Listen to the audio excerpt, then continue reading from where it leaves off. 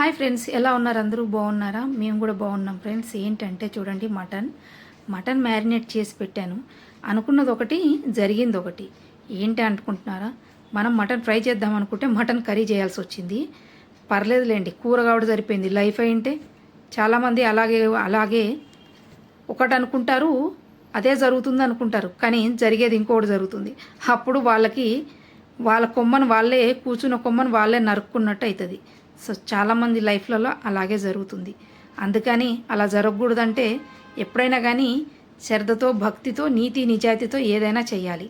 ఇప్పుడు నా కర్రీతోటే అయిపోయింది, కానీ మనుషులు లైఫ్లో అలా చేయకపోతే మనము పప్పులో కాలేసినట్టే.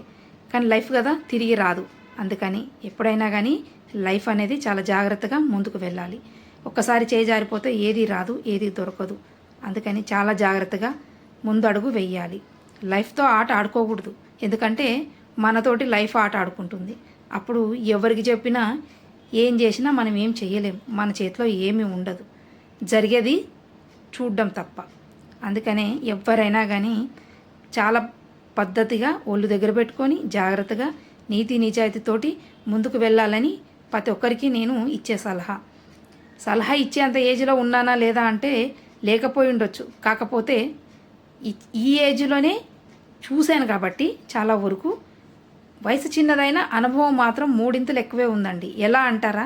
ఈ కళ్ళతోటి, పాపి కళ్ళతోటి చూసాం కాబట్టి అందుకని చెప్పడం. సో ఎవరికైనా కానీ, యూత్కైనా కానీ, ఎవరికైనా కానీ నేను చెప్పే మాట ఇది. సో తప్పకుండా గుర్తుపెట్టుకోండి. Thank you. ఇప్పుడు మనకి ఈ కర్రీ అవుతుంది చూడండి. ఇలా చేసేసుకుంటున్నాం అనమాట. ఫైనల్గా అయితే బాగుంది, చాలా కమ్మగా ఉంది, చాలా రుచిగా ఉంది ఫ్రెండ్స్. సో ఇంతే ఫ్రెండ్స్ ఈ వీడియో.